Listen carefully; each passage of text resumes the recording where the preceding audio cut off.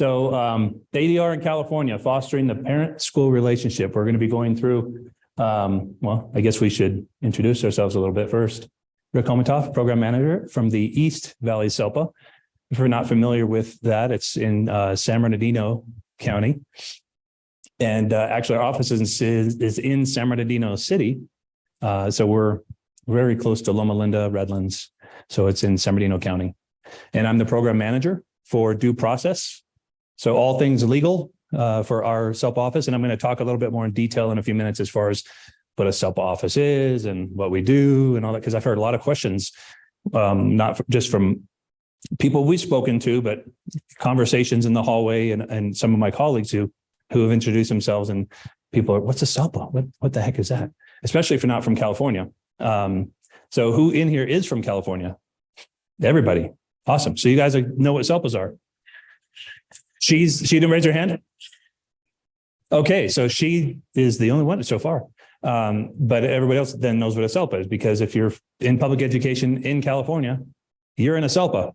And so that's the beauty of it. And I'll talk a little bit more in detail about that. So whenever in our SELPA, whenever a parent files for due process, it goes directly through my office. So, and I support the district from start to finish. So Jennifer. My name is Jennifer Brooksby, and I'm also a program manager with the East Valley SELPA. My role is mostly compliance. So I handle the CDE complaints and ADR. And so when I do my job well, he's really happy. When I don't do my job well, then he's overworked. So I try and keep a nice, healthy balance. Yeah. And our offices are right next to each other. So she can hear when I'm not happy, and I can hear when she's not happy. But with my job, the crazy thing about it is I'm almost trying to work myself out of a job, and because really it's all I do is due process. I mean, however, we also do a lot of things like draft prior written notices for districts. If something happened and something's going south and they're trying to avoid due process, then I'll support the IEP team, or I'll support the district in whatever way I can to avoid it. And there's some crazy request, like you guys don't have parents that disagree, right? Like divorced parents, like one wants special ed, one doesn't. You've never heard of that issue? Yeah, because we get that all the time. It seems like that just seems like a recurring issue with our districts, and so we do things like that.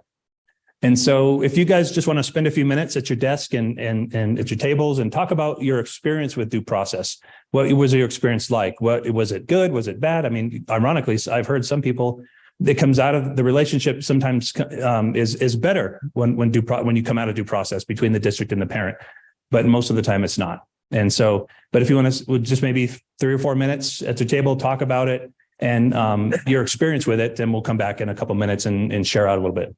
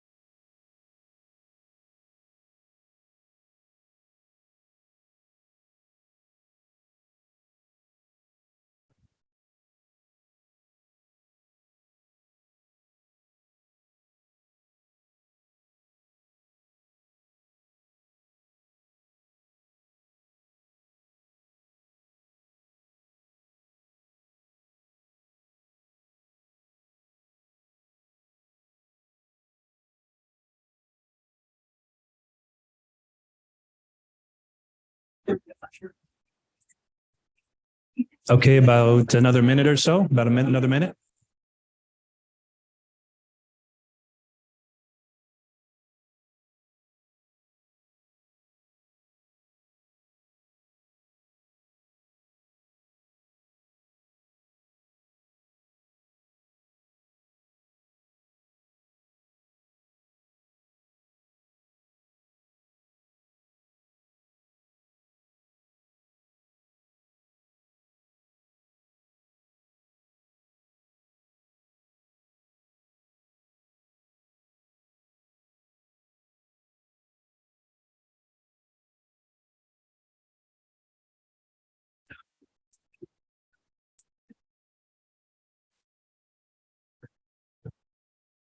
I maybe stop wrapping up those conversations.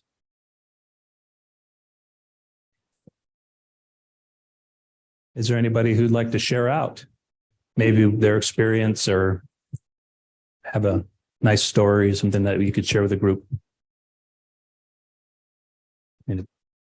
Yes.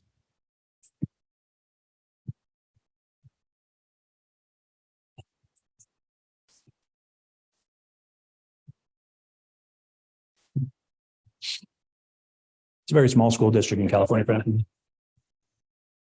LAUSD.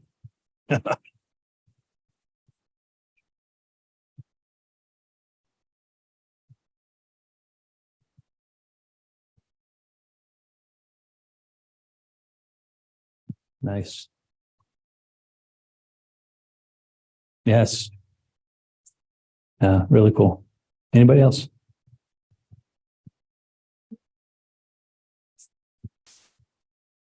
Mhm.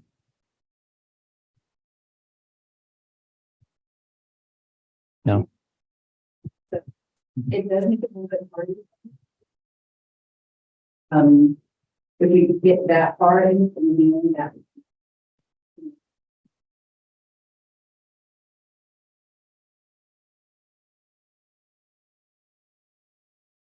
Yeah, because I know the multi-district SELPAs, they sometimes they have that resource too. The single districts, that's your person is the person. So yeah, yes.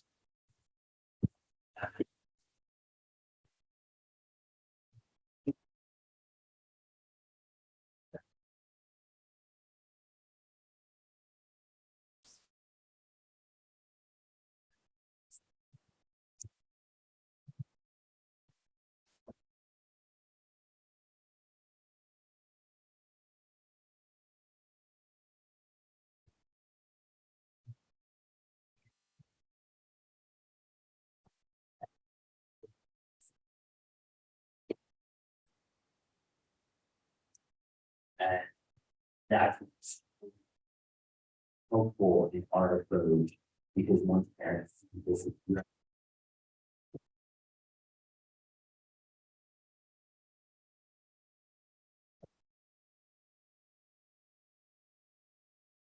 Yes.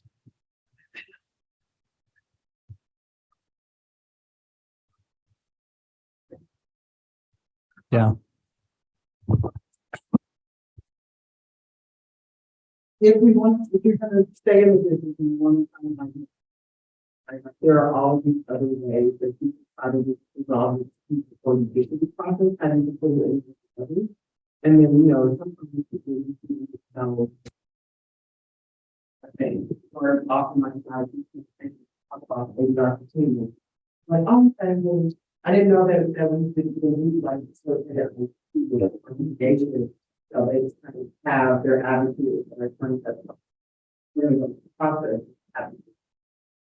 Yeah, and we talked about that, excuse me, as a SELPA, because when you read our parent rights and procedural safeguards that we hand out 1,000 times, they can wallpaper their house with them. There's in ours at least, ADR seems to almost be like a throwaway statement. And we've talked about revising that over the last couple of years. We just haven't got around to it yet, but we want to actually make it separate and distinct from due process. So parents know it's an actual option, because it almost seems like it's part of due process, the way ours is written. And it's been kind of on my heart to kind of get that fixed. And I know our administrator, who is in here in spirit, is behind that. Patty Matheny, Dr. Matheny, if those of you may know Patty, She's our administrator. She's state SELPA chair. She's very, very active in our community and in legislative stuff. And so she was supposed to present this topic 2 years ago in 2020. And remember, they talked yesterday about how they had to pivot. And so that's why this one was revised to reflect some of the new stuff that's going on now. So she's here in spirit. I know that she wanted to be here, but yeah, due process is not fun. It's grueling for everybody, especially the staff. I mean, just the witness prep alone it brings a lot of stress and it's very sad to kind of sit there and watch them. We're like, if you're going to crack down now, how are you going to be on the stand as our expert witness? And so it's very difficult for that. And then of course you have the parent and their side and it's just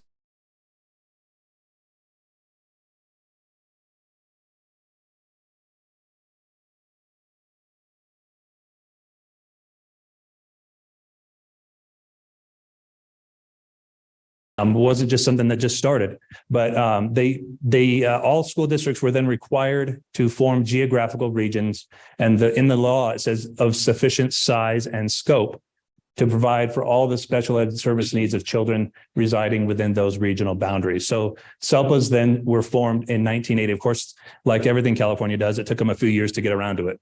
And so in 1980, SELPAs were formed, and actually our SELPA was significantly bigger. It included our colleagues from San Bernardino City back there. It included San Bernardino. It included Fontana at the time. And those are two very large, not as large as LA, USD by any stretch, probably combined. They're not even the same. But the San Bernardino City was also, and Fontana was part of our SELPA. And then I think it was in 1985-ish, they broke off and became there because they got so big.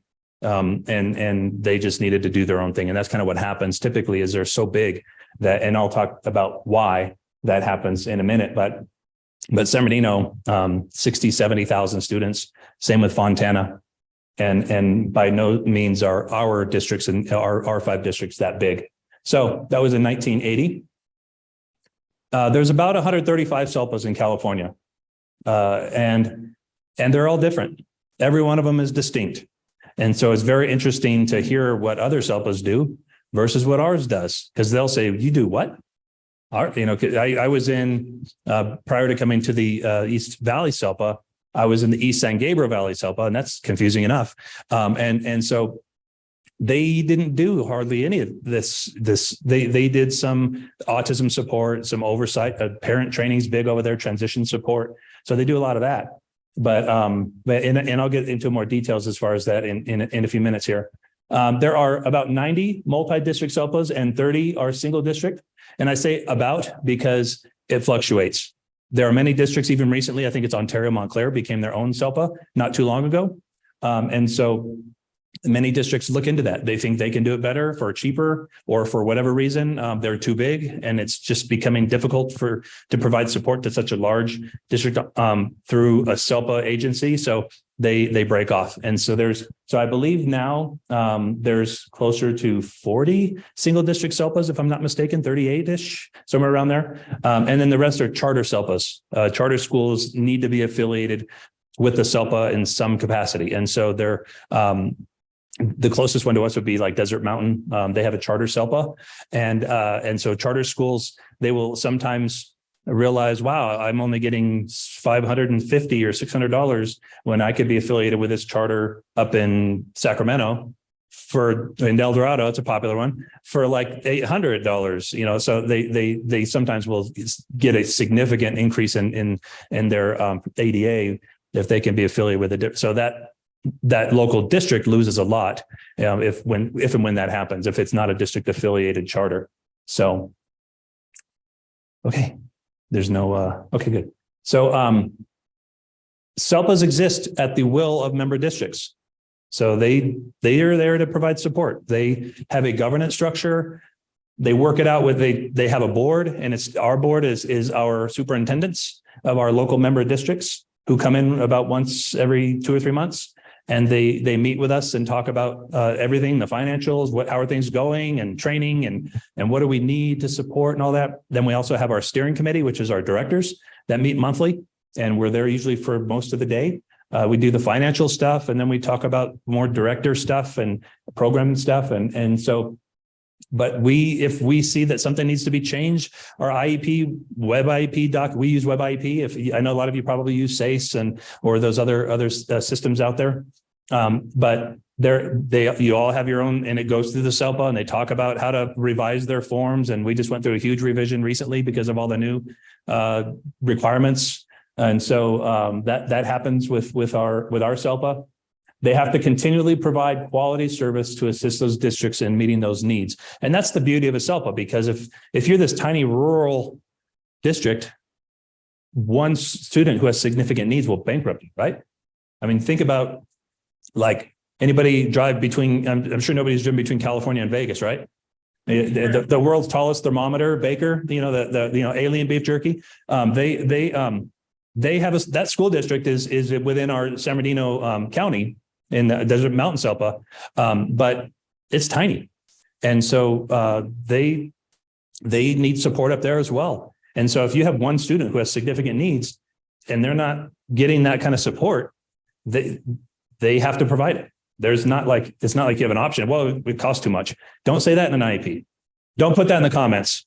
We don't do that here. Those things you can't say in an IEP, and you definitely can't say that for a student who has significant. You have to find a way to help that student, and so that's kind of what SELPAs do as well. In those more rural communities, they kind of come together as multi-districts and support those rural areas.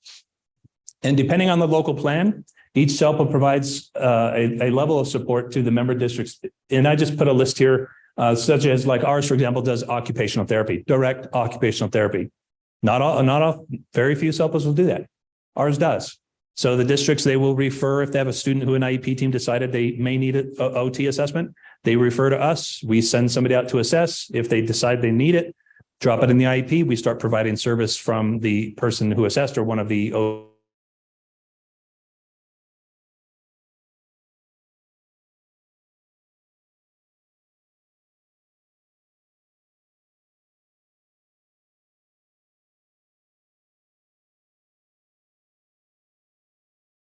related mental health assessments. We do that as well. And if the student requires mental health services, we provide the therapy and the services for that. Residential stuff. We do residential assessments, and we send it. We have assessors or a team who will go out to the RTC, and they will work there and assess the student or observe or whatever they need to do, attend the IEP. And it's another great service. Physical therapy. That's another one that ours or others may provide. Assistive technology, whether it's the assessments or the device, we will order the devices. If it's a student with low incidence, we will order those. If it's a high incidence, the district's responsible. But if we have our process and procedure in place for that, we provide lots of training, tons of training. That's probably a bulk of what we do. We have a 5 program specialists who go out to those districts, and they provide lots of, or they come to us at our SELPA office, and we provide PCM training, that behavior training, goal writing. We provide parent training, just name it. What are some other trainings significant ADR. When you think, anybody been to the ADR conference in Riverside the Convention Center? Yeah, we do that. Our office does that. There's about 10 of us, Krista, we're on that team, and Jennifer, there's about maybe 8 or 9, 10 of us that plan that thing every year. And there's about 600 people that attend that. And so it's a big deal. So if you're interested, we'll be talking more about it as we go, but Riverside Convention Center is always on St. Patrick's Day. So wear your green. Things that Jennifer did, like other SELPAs may do that as well. Support for state compliance, non-public schools, ADR, and getting in there and getting those contracts with non-public schools. And if a student needs a non-public school and we don't have a contract with them, we get it ready and we negotiate those contracts with them every year. That's what we spend a good time in the spring and summer doing, is negotiating those contracts. And then due process is another one that ours does, that some, like your single district SELPA does, where if a parent files for due process or they're thinking about it or whatever, they have options to go through the SELPA office. And so sometimes it's frustrating when you're at an IEP meeting or talking to a parent, they're like, what's a SELPA? And they're like a parent in the SELPA. And you're like, and you have to, and that's we explain, when you get your parents' rights, you'll see our contact information all over it. The IEP forms all over it.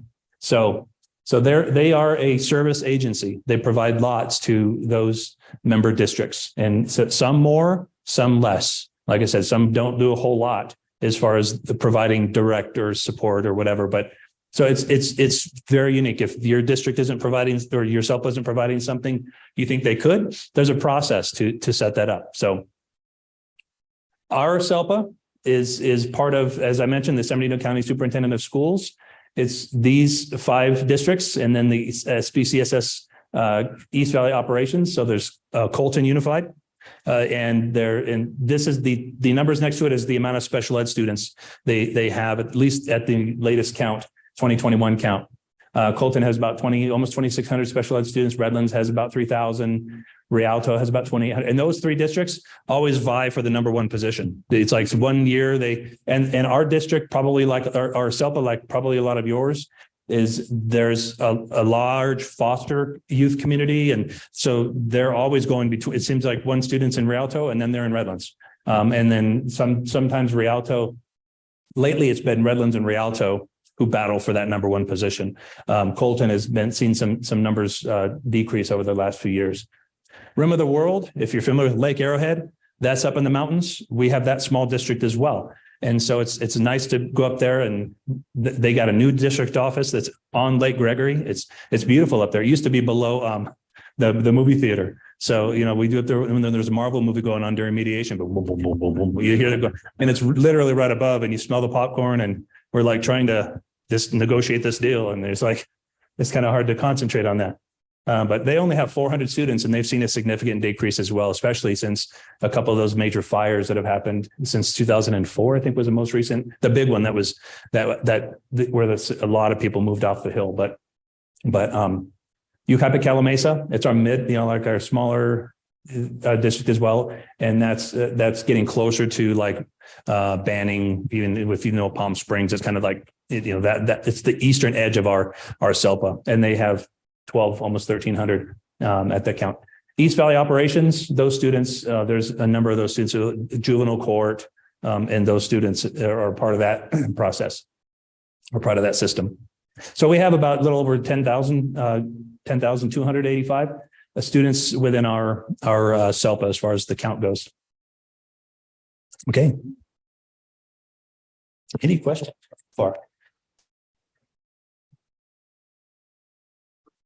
Try not to wiggle the mic so much.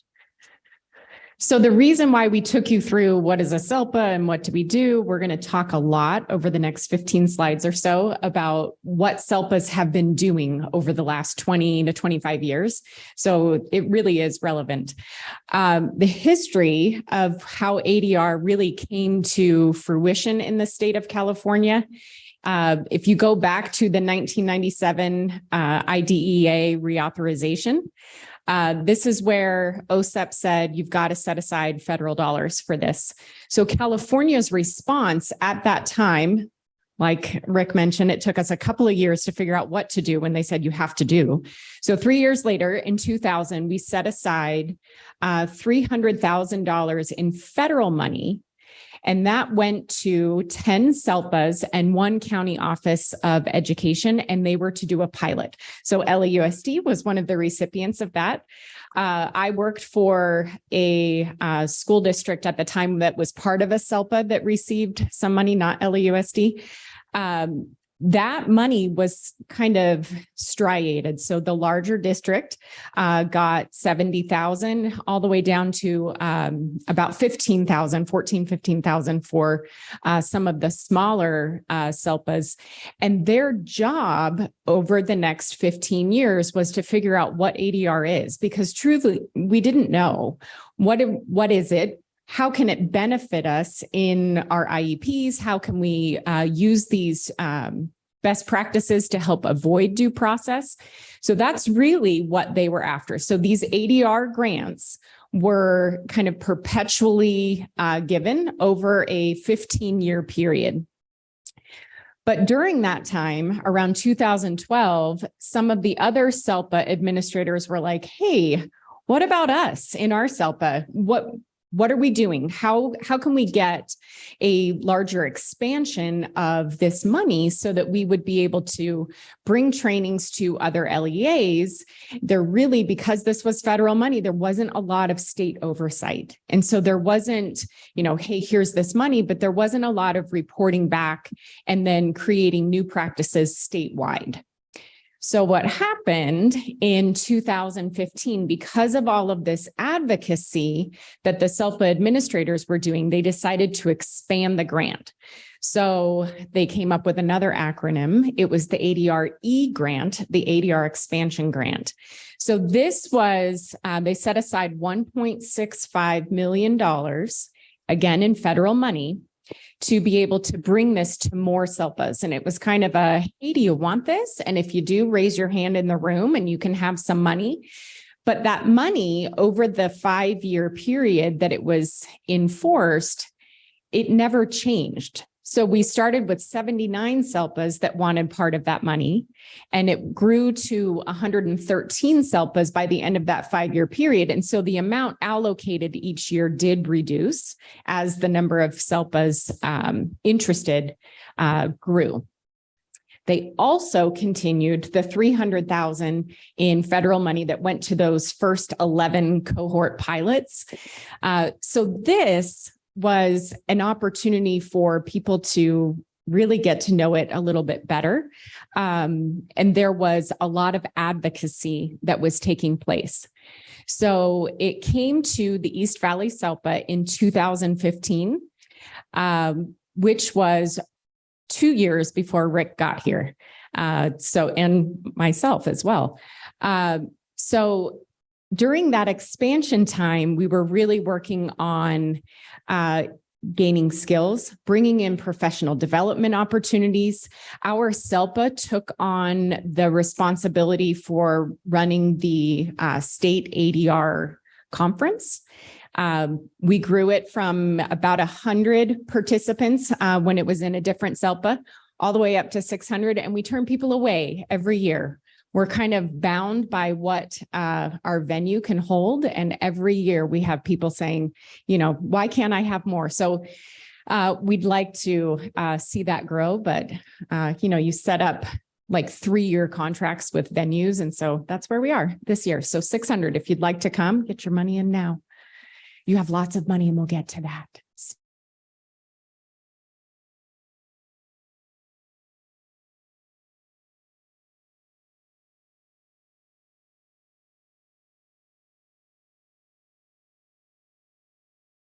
Professional trainers that do this for a living. We brought them in even just for our own SELPA office. We did a lot of training. When I first got I was in one of the member districts of our SELPA. When I first got here, gosh, they were talking about all these feelings and we're going to be nice to the parents and we're going to listen to them. And I was so confused because I came from this other SELPA that had one of those early grants, and we ate parents for lunch and we didn't listen to them at all. And we had, that SELPA still has a lot of filings, which is really shocking. So Rick, how many filings were in your first year?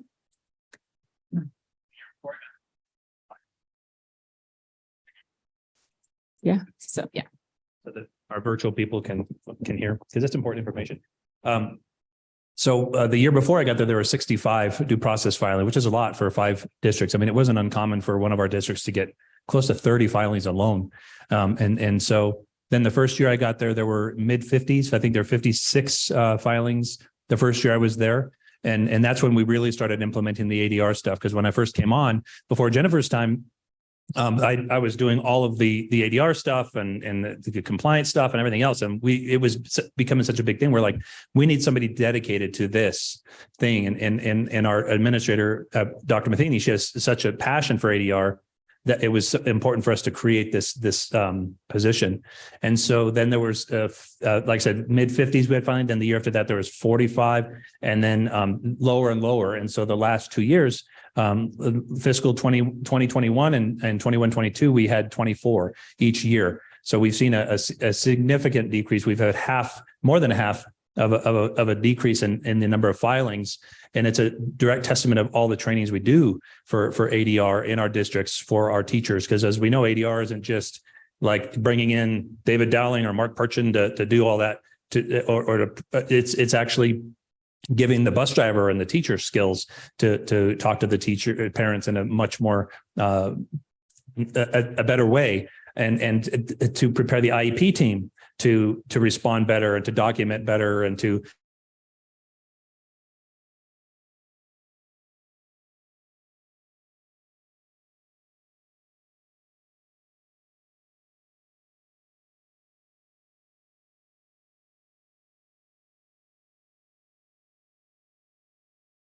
around that. And so we've seen a significant decrease in our numbers. Yes.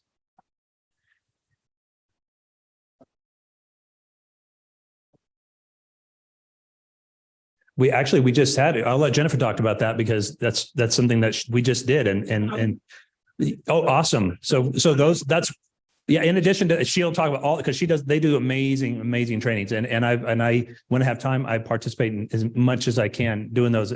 And I'll hear her on virtual almost all the time, sometimes at night, weekends. We're definitely providing trainings a lot, and she'll get into those details right now. Right now. Or soon. No, that's a great question. We have expanded. Once we got our staff trained, we realized that we were missing a core group, and that was our parent community. And so we, well, let me get to that in just a second, but it's exciting to see, and our parents are asking for more. And I think that where we are in California right now and the money that's coming in, we have the opportunity to really capitalize on that. So about halfway through this 2015 to 2020 time span, when we were getting the ADRE grant, some of the SELPA administrators, our administrator in particular, recognized the need to do some research on this. We needed feedback on what this was doing, because this was federal money and we wanted more.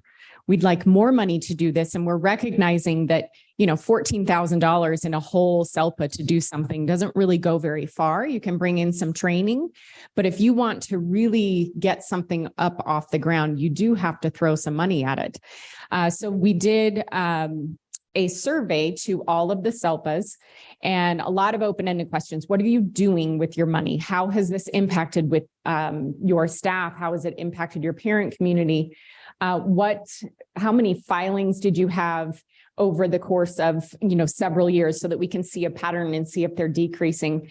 What about state complaints? Rick and I were talking on the way here the other day, how frustrating it is when we turn in forms to the California Department of Education. They say, how many filings has this avoided? And you're like, well, I don't really know. They didn't hit our desk. And so I don't know how many were avoided. ADR is more than just sitting down in some formalized meeting and having a facilitated IEP, or bringing in a professional, sorry, I don't think you can hear that, bringing in a professional mediator and saying, we're going to do ADR. When I first learned about ADR, I thought it was the thing that you do.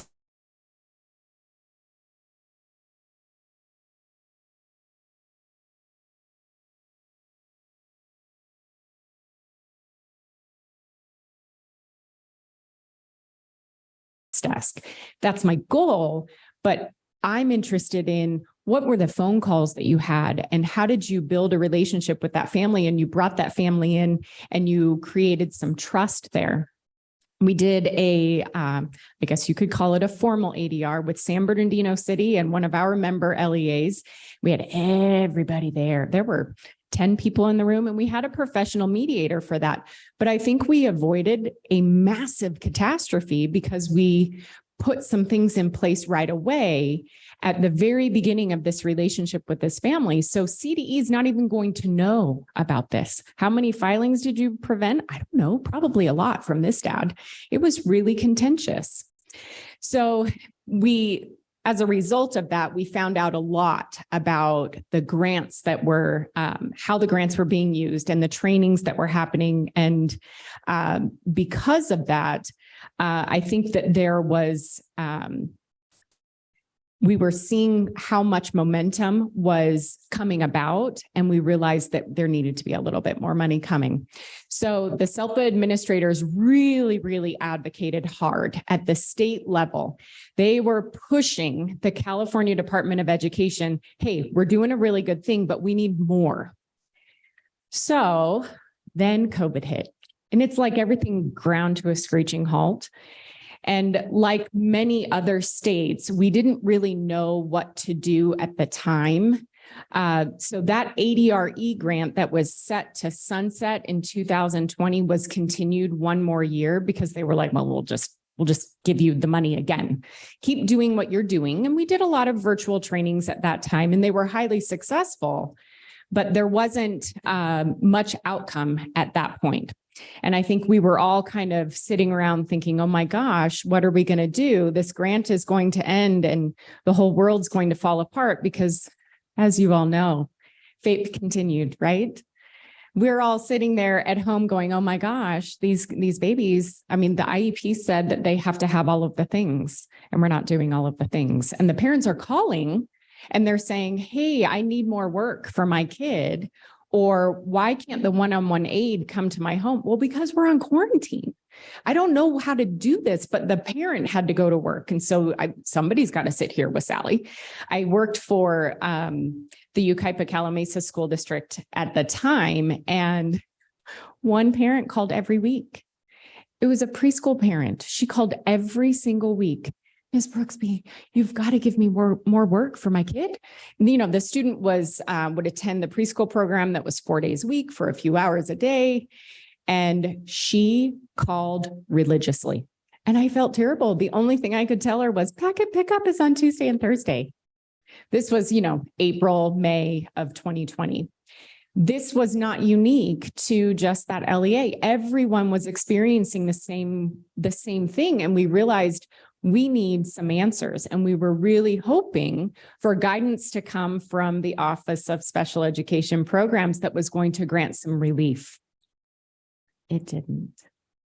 It said, we don't care how you do it, but you have to do it. And so kids still have to get their free and appropriate public education, but you're all home and now you're on distance learning, or I don't know what they called it in other states, but that's what it was called here in California. I guess we're not in California right now. It's snowing outside. Take me back. But truly, we were hoping for a different answer or something that would give a little bit more guidance. And I think the federal mandate was figure something out. So California continued to do what we did, and we did distance learning for most LEAs for the entire school year. There were a couple in maybe the more rural Northern California areas that went back in person pretty early on, but that wasn't the case down in Southern California, at least. So I really should record myself on this slide. Advocacy. That's what we did. We called our legislators. We had the SELPA Administrator Executive Committee. They worked really, really hard during COVID to request more money. We need more. We need to be proactive about the disputes that we know are going to come or that we're already receiving, because without this, we're really going to be inundated later on with lots of filings, lots of people that are mad, and we're watching that 2-year window and we're thinking, oh my gosh, it's gonna grow, it's going to boom. We're gonna need another Rick. I don't want to be a Rick. So I'm gonna stay this. We'll just have to hire another Rick. That's what we were thinking. So during that time, the SELPA administrators were working on sponsoring bills. They were doing Legislative Action Day. The Action Day went virtual, so that was really nice, and it gave parents an opportunity to log on, talk to their local legislators about what we were doing. The East Valley SELPA is fortunate to have a parent who has been through due process and who says, that the worst experience. I wasn't allowed to talk. I didn't get to tell my things. The attorney said, I've got this. You just sit quietly in the corner because you're going to be my meal ticket at the end. And it's going to be great for me. But that parent lost her voice and she didn't have control over the outcome. So fast forward about 15 years, she's now gone through an ADR and she can talk about both sides of this coin. And she is fully on board. And she is such a strong voice in this that we like to take her to Ledge Action Day and say all of the things and get us some more money. And this is what we're going to do. And so I'll talk in a minute about how we're utilizing her to be part of our parent community in our SELPA. So in the 2021 school year, California decided to give more money, still federal dollars. So we continued with the 1.95 million, which was the 300,000 that we started with. And then we added the 1.6 million and lots of SELPAs got part of that. So there were multiple pockets of money. And then all of a sudden we're given $8.6 million in COVID-19 money. So ADR money, ADR COVID, ADR expansion. It was just a lot of acronyms to manage. 113 SELPAs chose to be part of that. And it was done on a striated band. Otherwise, if we said, here's $8.6 million and it's done based on pupil count, LAUSD would have gotten all of the money.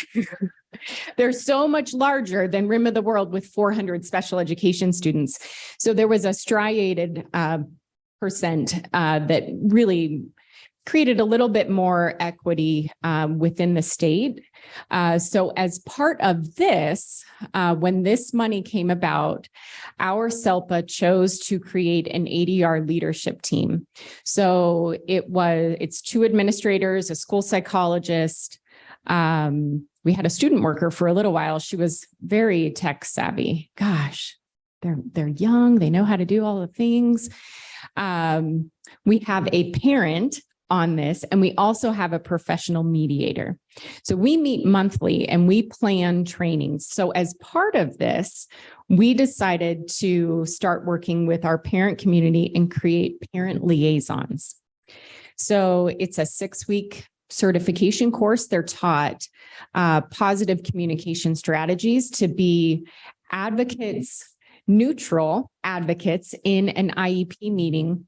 What we wanted was for it to be for parents who were experienced in the IEP process, those that, had kids that were maybe headed toward transition or who had exited out of or aged out of the system. That was who we were intending to do this for. And what we got in our trainings were the parents that were in it right now that were really confused by the process. And so then what are all these acronyms and how do I prepare for an IEP meeting? What's the time frame? So the training has morphed over time, and we have a third set of sessions planned for the spring. And so we're focusing now on how to be an advocate for your own child.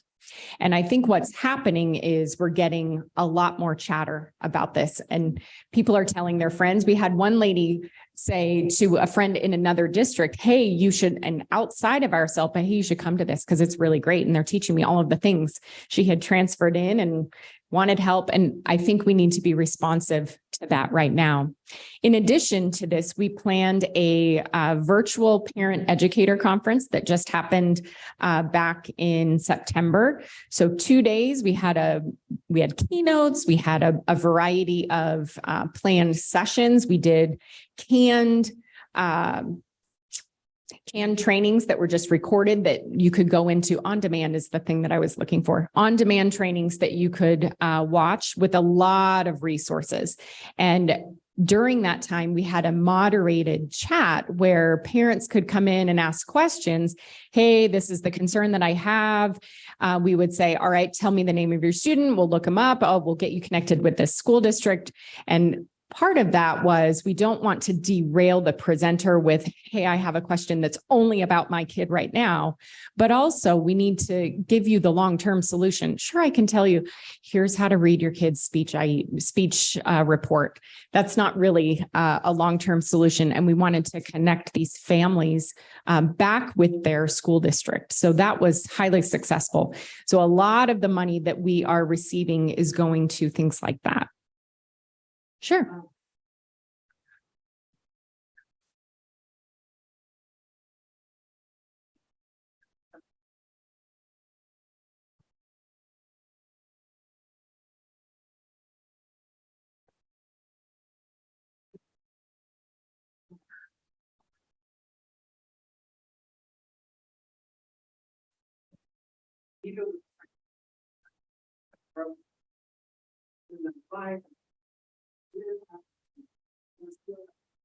And we were told, oh,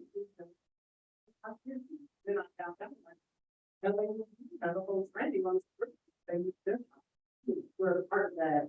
Probably 5 people. That's right. But if I was wondering, are you finding that that's similar to ADR? What, right, like charter, districts or one-off others, we're really aware of how the larger parties have their public good and are offering those options as options to their parents. And so they are really taking advantage of ADR programs in ways that's a lot. That's A great question. I'm just going to summarize that for our virtual folks. They can't hear us. So the question is, for charter schools that are maybe part of, statewide charters up and down the state, El Dorado being probably the largest, are they as aware of ADR practices or trainings that are happening at the local level, or are they kind of on this island? I've also worked for a charter system that was part of the El Dorado SELPA. Unfortunately, I think you're touching on a gap that we have. When you're located in San Bernardino County and your SELPA is up in Sacramento, yeah, they don't have, and they have, gosh, how many charter schools? Like 105? No, I just heard this number. It was like 400 charter schools in the El Dorado County charter SELPA. So how do they disseminate all of that information? I will say, I anticipate that because we've learned how to do virtual, some of that will be coming. It's not uncommon for us to work with, we have two charter schools in our SELPA that are authorized by their district that receive services through the district. So they can participate in our trainings. But if you're in one of those regionalized SELPAs, I think there's a gap. I don't know how they're handling that in other states. Just speaking from California, I think we're probably missing some of those.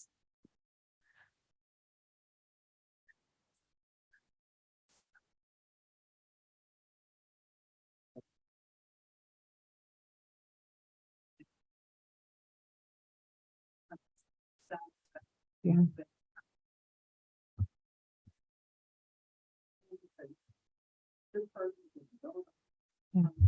Yeah. How do they handle it when something happens?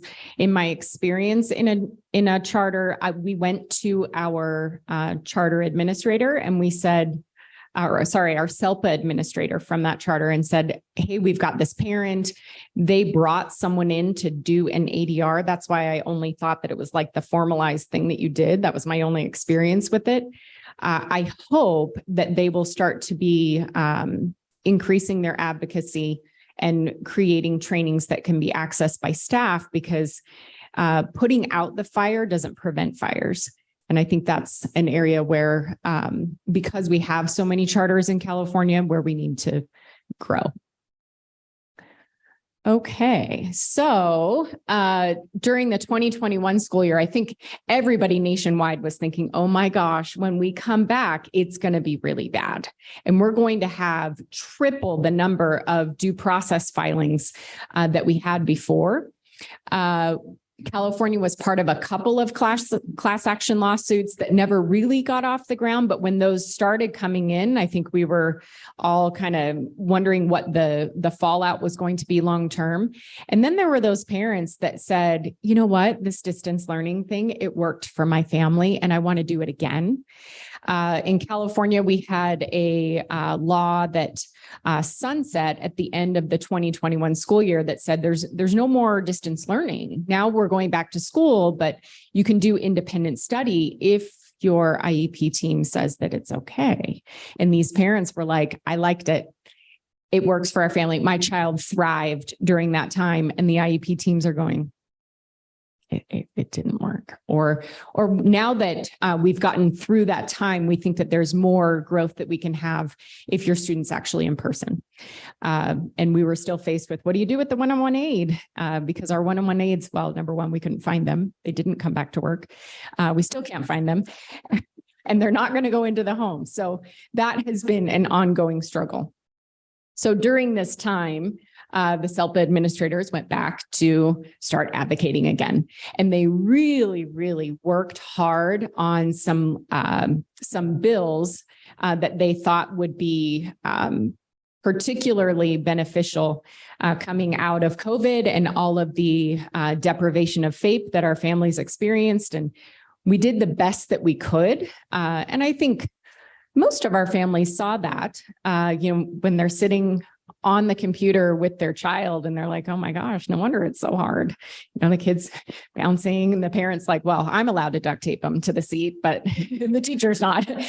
So I think some of our parents were really understanding during that time, but there were others, and we know that there's a core group that perceives that, they were really harmed during that time. And so an avenue for reparation of harm is due process.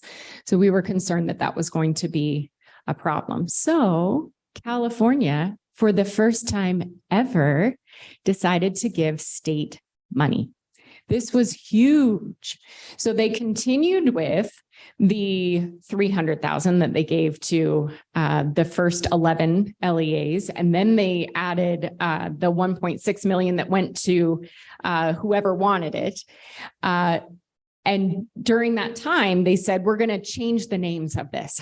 So it's no longer the ADR grant and the ADRE grant. Now it's going to be the SPED ADR grant. So everything got rebranded and put under one grant or one name. And then they gave $100 million in dispute prevention and dispute resolution money and $450 million for learning and recovery. And I think they kind of dovetail very nicely and go hand in hand. But this was an enormous win. The issue here is that it's one-time money. So it's great. And we are going like gangbusters on what to do with this. And we have all of the things and it's so fantastic. And we're bringing in tons of trainings, but this money goes away unless we do something about it. So, like I said, one-time money. Interestingly, in California, they were really smart and they said, this is for dispute prevention, dispute resolution. You can do training. There's not a ton of guidance on what you can or cannot do. There's one stipulation that was important. You cannot use this for attorney's fees. And I think that was crucial. If that had been the case, I think it would have changed the entire landscape of what we were doing with this money. And we probably would have seen a ton of due process filings on that. So we haven't seen that. So it's given us the opportunity to, some LEAs chose to hire staff, some did trainings. Part of my role is supervising the oversight of this grant and making sure that our LEAs are spending it. You would think with $100 million, they would be able to spend it better. If you told me that I had $100 million to spend and I could use it for shopping, pretend it's shopping. Yes.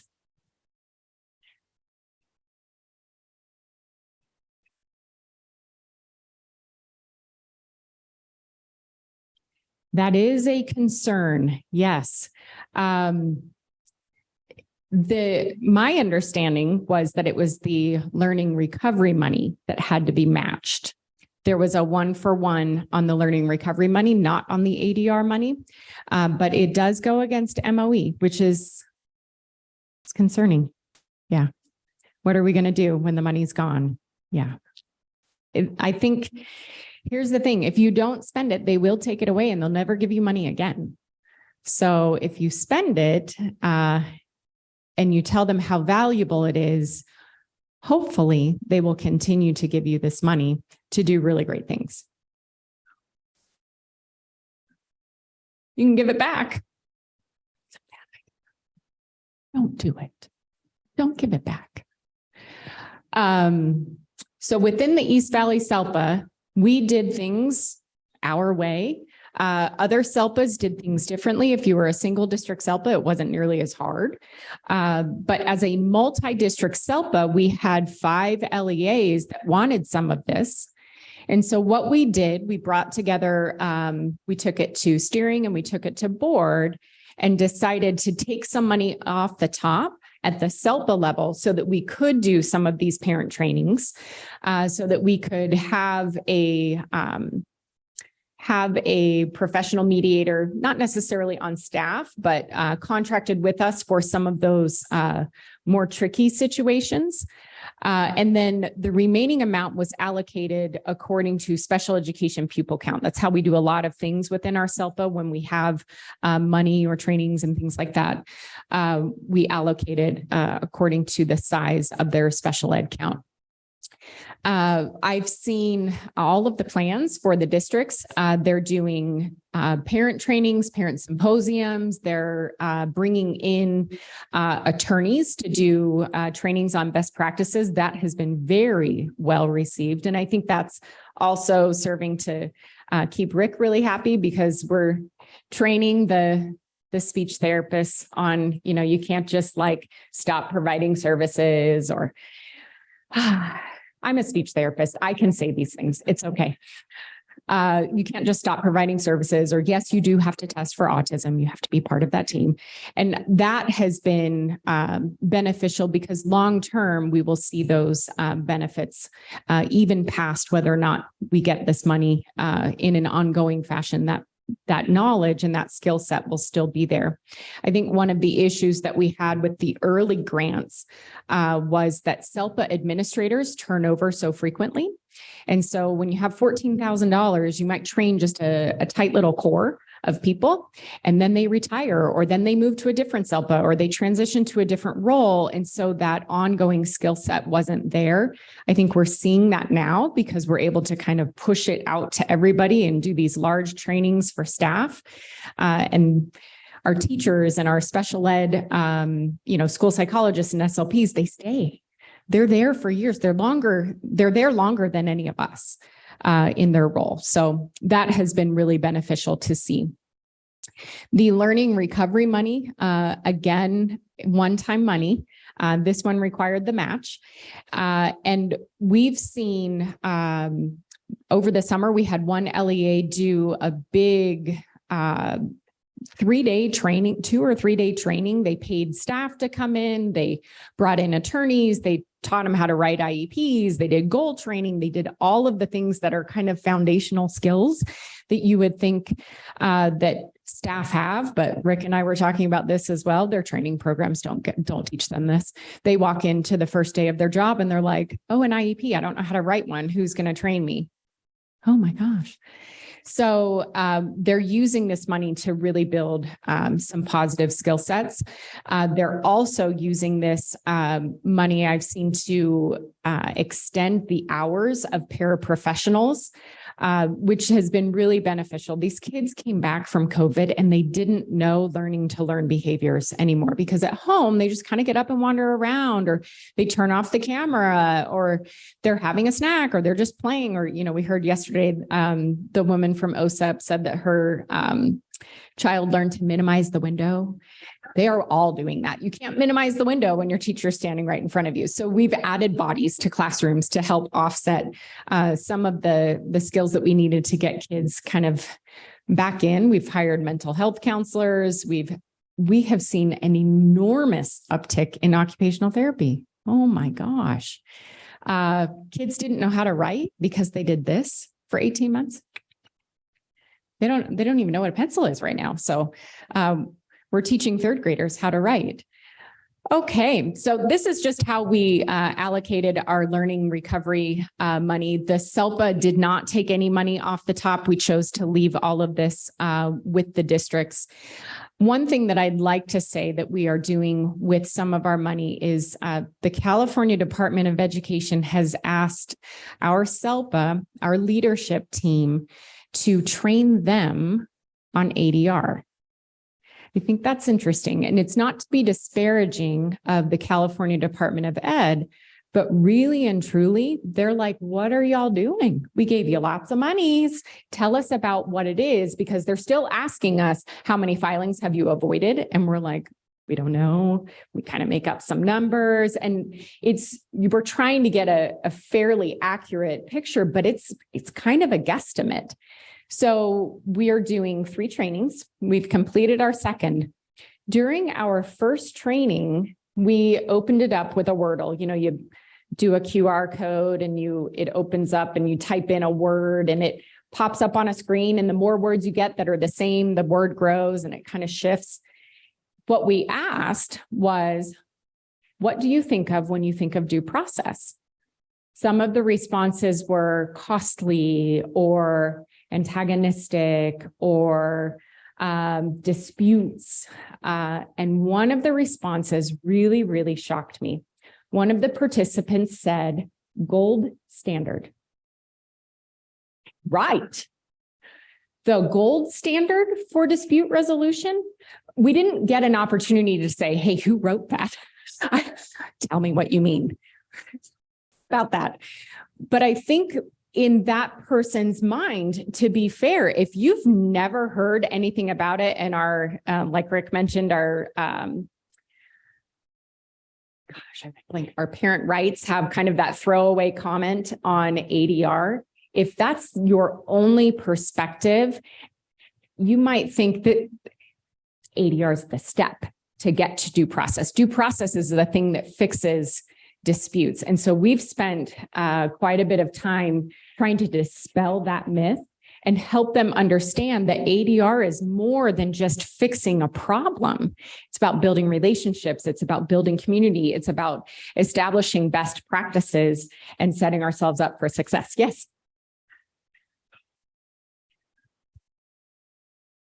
Yeah.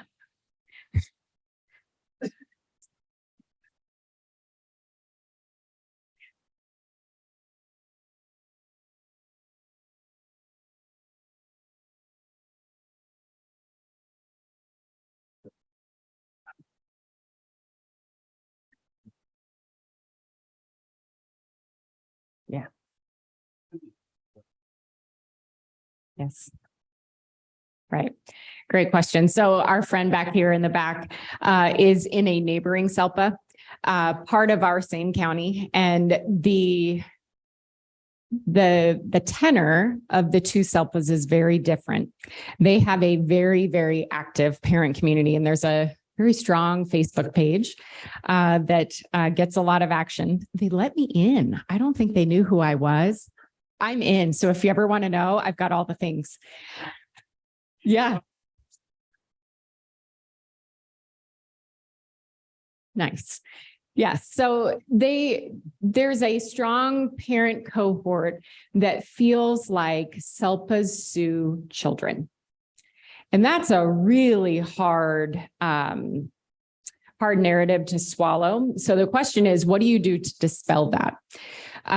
When we created our ADR leadership team, we wanted another voice online. And so, like I mentioned, we had that student worker that knows all of the things. And so she's like, oh, this is how you have to do it. And you have to create these reels. So we have a QR code that links you to our social media accounts. There is a reel on there that I did. It's terrible, but other duties as assigned apparently includes reels. I tried very hard to get out of it. Yes.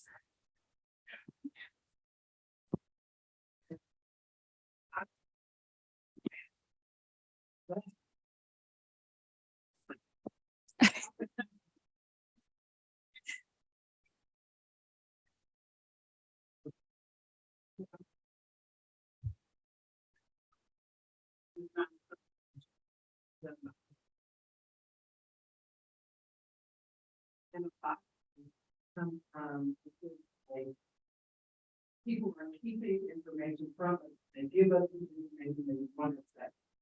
As opposed to, they are making sure that we have every information that's available. We're transparent about what's being offered, and that we're giving it to credit. And so when I like to talk about, like, there's really like three things that you gotta do. You gotta make sure that you're communicating frequently and all of the necessary information. And you're being really transparent. You're training parents, like, in and out of parents, like, and Steve was saying, so like, how powerful would it be to train parents on what that says? And how you can utilize that, so that if you're having a problem here, then you know that you can go to someone and then ask them about this. As opposed to, I had no idea what was going on, and then I heard from one parent in secure that this wasn't doing anybody that let me know that this was supposed to be what I do. Now I'm trusting, right? And now it's a breakdown. So it always comes down to like, what's the communication? How is the information being given out? What information from who and then what? And then how do you get on the thing that when you're being transparent, then I don't have a need to feel like you're giving what you want to have to make yourself look good. Yeah, great comment. I appreciate that. I think she's right. The way around it is telling them more than what we've told them in the past. We have staff that say, I can't give them the report ahead of time. That's predetermination. No, it's not. You're allowing a parent an opportunity to digest something and formulate some questions before they come to a meeting so that they can be an informed participant in their child's IEP process. But I think we've had past practices that are secretive or perceived as secretive, perhaps. And so the more that we can bring trainings to parents and teach them the ways that they can be active participants in their child's IEP, and maybe teach them positive skill sets in how they can interact with schools and ways that they can request the things that they need. We're teaching them about active listening. We don't need to come in and like everybody like takes off their gloves and, shake hands and now let's battle it out. That's not what an IEP meeting is. But I think unfortunately in that SELPA, there's just a really strong voice. Okay, part two. Yes.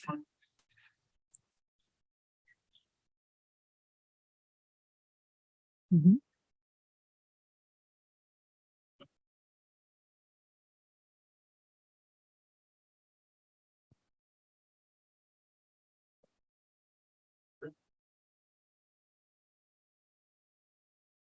Mm-hmm.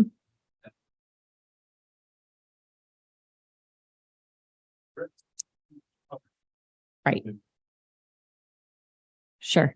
So I think that's important to talk about. So the comment was you have a joint risk pool that pays for everything. So every district, regardless of how many filings you have, puts money into this cost pool, and that pays for all of the attorney's fees that come out of due process.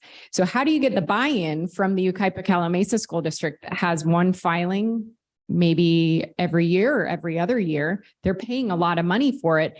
And then you might have a larger LEA that gets 15, 20, 30 in a year. What do you do? And how do you get the buy-in? These superintendents, and maybe Rick can talk to this in a minute, they're somewhat competitive. And so they want us to use ADR so that when we put the numbers up, Rick does it every fall. Here are the number of filings that you had, and there's a pie chart. There's always one that has a really skinny little sliver. And that superintendent's like, oh, yes.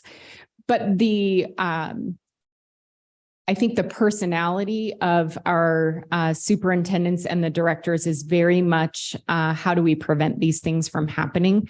I don't think that happened overnight. I think it has been a cultural shift, but it's definitely something that they don't want to see happen. The superintendents talk. right? Our superintendents in our SELPA are in the same county as the superintendents in your SELPA. We're a very, very large county. And so these superintendents get together and they're talking about, did you see how much money we're spending on due process? And so I think there's been a lot of buy-in at our level in our region to continue to put the money in there, but also they're wanting to see that we're reducing the filings. And we added money to the due process pot a couple of years ago, thinking, oh, we're going to have all of these filings, and we didn't use it all. So that was really positive. I'll turn it over to Rick, and he probably has a couple of tidbits to share about that as well. What is? So yeah, that we do have a risk pool, the XPOT that contributes to my budget. But what's covered in yours is different than what's covered in mine. And so, like attorneys' fees come out of there, and where once we get the filing, things like if there's any IEEs requested, if it was requested as a result to try to settle, and that comes out of the XPOT, reimbursements to the parents, things like that. But as Jennifer mentioned earlier, there is a perception that that we sue families, and that's just not the case. As a matter of fact, at our county board meeting recently, not recent, it was actually late last spring, I think it was brought to our attention that was a statement made at a board meeting that we sue families. So they asked me to put together the data to show how many times we file against the parent versus how many times the parents file against and I took the statewide data, not just our regions, to compare to statewide versus our region versus each like your SELPA versus our SELPA. And I provided that to our superintendent, Mr. Alejandre. And so it wasn't the case. I believe it was about statewide, it's around 10% of the time that we file against the parents. And that's because in California, if you're not familiar, we're a consent state. You must consent. And if you don't, you got to file for due process for the right to implement that IEP. It would be nice if it was like these other states, you just implement the IEP. That doesn't happen in California. You have to have parent consent. And so, and if not, you have to file for due process for the right to consent, for the right to implement. And so that provides sometimes we have to file, not because we want to, but we have to. But sometimes it brings the family to the table. Sometimes we use it as an opportunity to say, look, we have to do this, but we don't want to. And we sit down and have that conversation, and hopefully we can settle it out without getting to a hearing. So I put together the data, and statewide, it's around 10%. In our region, in our SELPA specifically, it was like 2% or 3%. I mean, since I've been there, there have been about 160 or 165 total due process filings in this is my 6th year. And we filed against the parents, I think 5 times, maybe 6. And that was because we had to, not because we wanted to. And so because we have wanted to assess a kid, or we wanted to implement the IEP, or we wanted to place the kids somewhere that was more safe to him and the other student, whatever it is, that's what we had to do. So there is a perception for that. But we, at one time, we had directors who had that perspective, who would say things like to the parents, literally, when I first came on, when I met this director, it was actually at AXA. And he said, oh, we just tell the parents to sue us because we know it's going to come out of your budget. And so that was the attitude when he said, he would literally tell the parent, if you're not happy, just file for due process, because it was a small district and they didn't want to have to deal with X, Y, or Z. So they would ask, just sue us. And believe me, we had a nice conversation after that to say, look, you need to build relationships, not build walls. And that's what was happening. And so the director, he was just there that year, and then he hasn't been there since he retired. It's a matter of having that conversation with the team and the district and the directors and saying, this is the direction we want to go. We want to see change, and we want to see these families still supported. But when they do file, we hope it's rare. We have a cost pool that they contribute to kind of mitigate their costs, because one due process hearing up in Rim of the World, if they weren't in our SELPA, it would bankrupt them. And they couldn't pay for those teachers, or they couldn't pay for those administrators, or whatever that remodel, whatever it is, they would be done. And so we have that there in place. And we provide a lot of training to the smaller districts to prevent that, because we know the bigger districts are going to carry the brunt of the due process load. And they do, luckily. And Jennifer is right. A couple of years ago, as we were approaching the 2-year from COVID, there's a 2-year statute of limitations in due process that parents can access. And so we were getting concerned that we're getting close to that and we're going to see an increase. So we did increase my budget with the board just to prepare for that. And it never materialized, luckily, knock on wood. And so when you think of a due process budget, and I know the due process budget at yourself is significantly larger than the one in ours. Ours is around $1 million is about what the cost pool is for our SELPA. But we haven't approached that in years. Last year we had increased it to like 1.3 or something. And I think we spent $600,000. And I would say the bulk of that was, of course, attorney's fees. And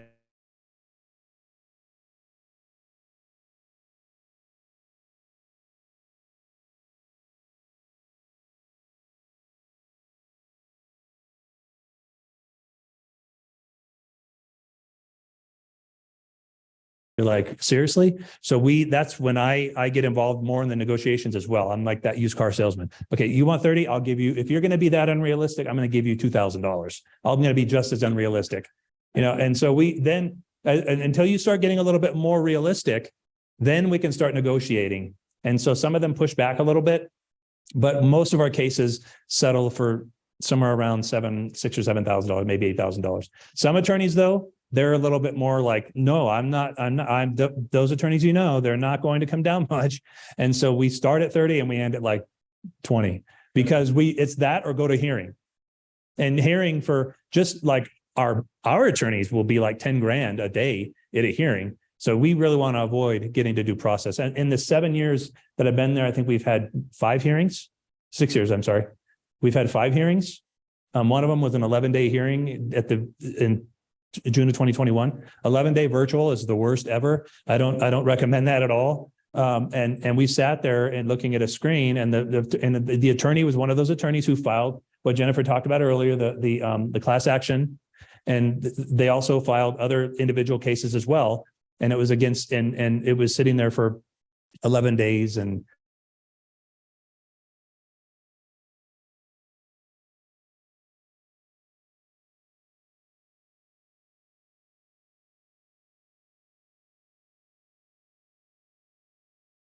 you got to defend your case. So that's why we do trainings at the SELPA for goals and the teachers and the assessments and all that, to make it defensible, because the directors will come to me and say, we want to file to defend that assessment. We don't want to give an IEE. And then I look at the IEP and I say, no, look what your principal said in those comments.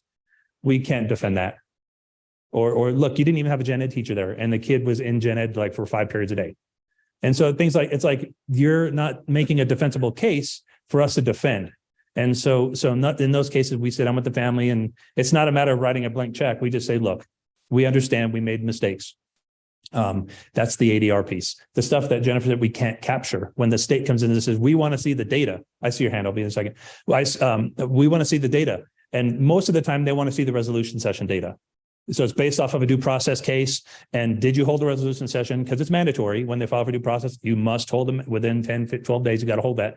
And, they want to see whether you held one and whether it was resulted in a settlement agreement but they don't capture that conversation with the teacher from the aide or the bus driver with the parent. And so how can you capture that and that prevented it from escalating into something else? So, and I know we're getting close on time. Let me, we got 10 minutes. So what was your question? I'm sorry.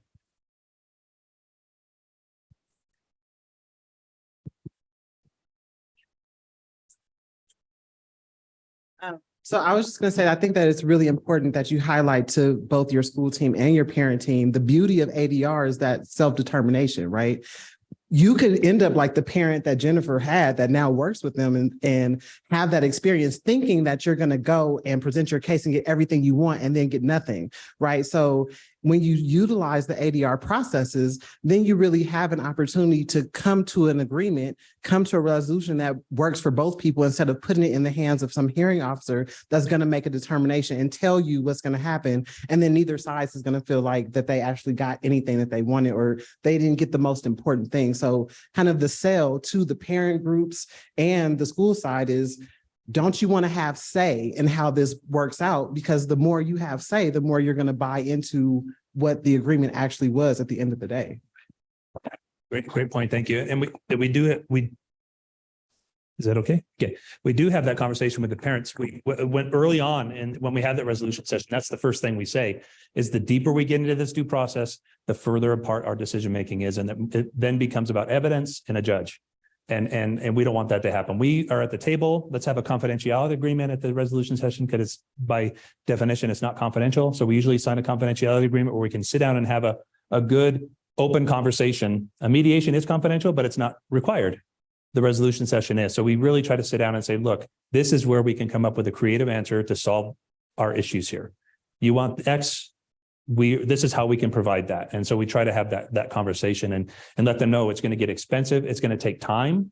We can provide that aid that you're asking for now, instead of having to wait for a judge's decision and go through the hearing. And we can provide that assessment now. We can provide that whatever it is now, as opposed to having to wait to get through the mediation and then the hearing and then 45 days to the decision. And then it becomes, it's a lengthy process. Same with IEEs. You want an IEE, let us assess or that area or again, because we're going to bring in an assessor and there's no timelines established. It might be 6 months till we review that assessment. So let us assess because we can expedite it. We can tell that assessor to get it done in 20 days or 25 days, and we can come together and decide whether they need that, whatever. So, okay. So the same thing we went through, we've talked about advocacy like crazy. That's such an important piece with the way we can get those monies to provide that support. And these are just some other things that we've done, like, as it says, on steroids, being a part of all those committees, updating websites, social media, podcasts, films, those types of things. Having the membership participate, educate parents, legislative sharing day we participated in that recently too. So it's just a matter of getting in there and participating in that and making your voice heard. Luckily we have even one of our congressmen, his office is like across the street from our business. So we're not over there knocking on the door, but it's nice that he's often attending our board. We often have these legislators at our board meetings. And so it's nice that they're there and we can have an ear for those as well. And we had one of them sponsor one of our bills that went through, but it got declined. Oh, of course, they all do. Yes.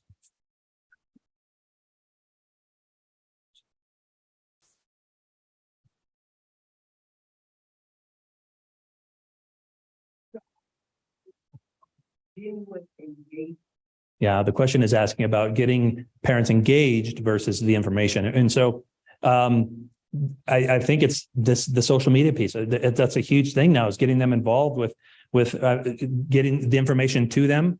And the training that we did recently for the parents, not only was it virtual, we did it on a Friday and a Saturday. Because some just couldn't make it on a weekday because they're working. We had translators there. We had sign language. We had all kinds of ways for parents to participate. And we needed to know what language they needed a translator in so we could get somebody there. But it's just getting that information to them and having it available as much as possible. So the rest of this, I'm going to kind of quickly go through it because I think we have about 6 minutes left. And so we've been talking a little bit about this. How can you advocate for ADR and special education instead of doing this in elbow talk? But does anybody have any thoughts how can you advocate for ADR in your SELPA or in your district that you're not already doing? What's that? Well, it doesn't have to be. I mean, reflect on ideas, share them with a couple of. How can you advocate for ADR and special education?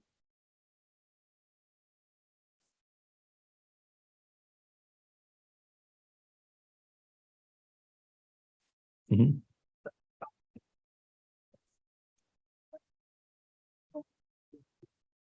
Yeah, we try to, most of the trainings we do, the purpose of them is to train them so they could go then out and train other parents. And so that, I think that's such an important piece because it's hard for us to, like you were saying, just getting the information to them. It's training them and getting them. I mean, we actually to go back to the charter school piece, we actually open a lot of our trainings to the local private schools as well. Because we're seeing a lot of these families are also going into the private schools. They're leaving, and we've seen some of these numbers decrease, whether they're homeschooling or whatever. We open our trainings up to whoever wants to come, including the charters. I mean, unfortunately, the information doesn't get disseminated because they might be part of a different SELPA. But at least like the private schools, I do a private school meeting every spring, and I share all of this. We provide them the catalog of all the trainings we do.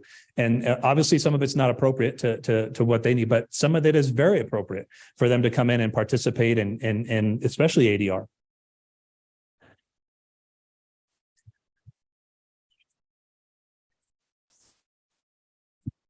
Mm-hmm.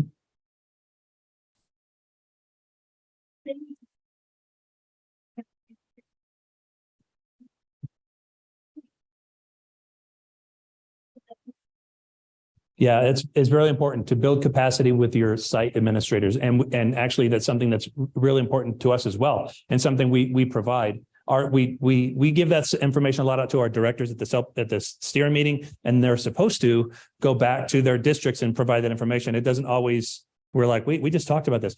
But as far as the ADR goes, I mean, how does it look like? I want to quickly go through this because it touches on some of that. So how do we do ADR in a multi-district SELPA? And so this is our, we talked about ours already. We have 3 districts that are larger, 1 medium, and a small district. We talked about all that. We formed our cadre in 2016, representatives from every school district. They meet bi-monthly. They focus on training, role playing, developing skills, trainers with them. I mean, Mark Purchin, Jason Harper, a lot of people, trainings you've gone to, we brought them into our SELPA to do trainings just for our ADR cadre. David Dowling, he's another one who's such a vital member of our team. Direct intervention and supporting and going to member districts to facilitate informal ADR sessions. So we have members of our cadre. If we need them to facilitate an IEP in another district, they will. We'll take somebody from Yucaipa and they'll go over to Rialto and they'll facilitate an IEP over there. And they're not a neutral, obviously, according to the parents' eyes, but they're not, because they'll say, we want somebody not from your district. And so I'm not usually that person, because if it fails, we're in ADR, due process, or be like, wait a minute, you were the neutral guy last week. So I'm not part of that, but we have members of that team that are, and they go to other districts, and it's been very successful. And sometimes it's at an IEP meeting. Sometimes it's just a conversation with the director and the parent and that facilitator. Sometimes it's with a formal, like David Dowling or somebody who comes in who's a professional. Sometimes it's at an IEP meeting, or a very formal, like we'd held with San Bernardino City, where you actually have a professional in the family and both districts represented and all that. And then we use the cadre to develop the website, and the resources and the trainings. Jennifer loves it because when a parent wants ADR, you go to our website and you can request it, and an email goes directly to her email box from that parent. She loves it. So, let your parents know. So, and you would imagine it's some parents, they just have these really random questions and it goes right to her desk. And she's like, oh, now I got to call that district or that parent. We provide trainings within our district to key staff members. So with the idea is that those cadre members go back to their districts. So to go to your question, how do you get it to the district site staff, the administrators? That's our process. Our cadre trains them, and they go back to their districts, to their sites, to where sometimes I track when the due process cases come in, what district is it? What site is it? And so we know if there's a particular site that's getting hit extra special hard. And so we can provide better training to them and say, wait a minute, something's happening at that school. And we need to get in there and roll our sleeves up with that team. So we have we talked about the requesting process. So if the district wants to do it, we have a whole process in place too. If the districts want to do ADR, there's a request form for that comes to us, and we kind of either decide how to respond to that, whether it's with a neutral or whether it's with just a professional, or whether we push back on the district and say, wait a minute, you never called that parent back. You need to go back and have that conversation and say, and try to work it out yourselves, because we want that to happen first before it gets to the SELPA level, because you need to build your relationships, yourself. And so sometimes calling the parent helps, and we talk about due process and we talk about what it's involved in that. Do you really want that? And they usually don't, and they just want to be heard. We did these posters. We had a whole contest last year, Spanish and English posters, these nice vinyl posters that we sent out to every single school site in our SELPA. And so we wanted them to put it in their IEP room or in their counseling office or in wherever it was, to explain what ADR is. We should have put a picture of but you can see that on our website, but it's all there, the brochure. But so every school site has the banner there, and we did a contest on Instagram. You put the banner up, take a picture, a little selfie with it, and whoever had the most we did a whole like Mexican dinner at that. I mean, it was we had it catered, and we went to that school district, and anybody who wanted to come, it was a delicious food, and we all showed up and celebrated that they had put out, I don't know, how many posters did they say? Hundreds of postings of that. So we wanted to get the word out. We've got the online ADR request form that I talked about, Jennifer Loving, the social media links. We've got it on Twitter, Instagram, Facebook, all that stuff, and including with the state SELPA as well. Since our Patty Matheny, Dr. Matheny is on that committee, she gets information disseminated between us and statewide stuff as well. And then we have ADR pages specifically on our website. Are we on time? I think it's 11:30. Okay, so we are going to probably have to wrap it up here because we're at the end here. But please download the presentation, because not only does it include the multi-district approach, it also includes the single district approach with San Bernardino City. They've got an amazing system over there in place where they have a nice framework for how they approach ADR. I was unfortunately I couldn't get to it, but it's really fascinating. It's a great program based off of a lot of the trainings that we've provided and they've attended. Strauss Institute, they're putting on they have a huge deal going on right now. Well, it's not a deal. It's like $5,000. Goodness, you attend that for a week, but it's virtual too. So if you got 40 hours to sit behind a computer, but however, they're doing some in-person options now. So if you want to go to Pepperdine in Malibu and enjoy that, because I attended when it was like before COVID, when it was like a 3-day training. And you could go stay in Calabasas and drive over the hill and hang out there for a few days. Not a worse place to be as a Malibu, literally on the ocean in Malibu. But they have Strauss Institute. They've got a great ADR training now. It's called Mediating the Litigated Case. And so they have, it's like $5,000, but they have virtual and in-person options now. I think there's one in February that's in person now. If you're in California, sorry, you can still probably attend, but yeah, they have that as well. Remember the ADR conference we have next spring. It's at the Riverside Convention Center. Mission Inn is a beautiful place to stay. And we're going to have a lot of the speakers that we have, some that are here and others, Greg Abel, Carlo Rossi, Jason Harper, David Dowling. I mean, some other great names out there who do some awesome trainings for ADR stuff. They're going to be there. There's going to be at least 600 people there. We're probably going to shoehorn a few more in there. We like here, we provide a nice meal, but it's 2.5 days, right? And it's there in Riverside. So please look at that. The resources we have here, I think, is it later here? There it is, the QR codes. It's in your presentation, but it's here as well. And for you to access the ADR resources, our social media stuff is here. And so we'll go at that. We will stay around and answer questions if you have it. Otherwise, enjoy the rest of your day. Thank you.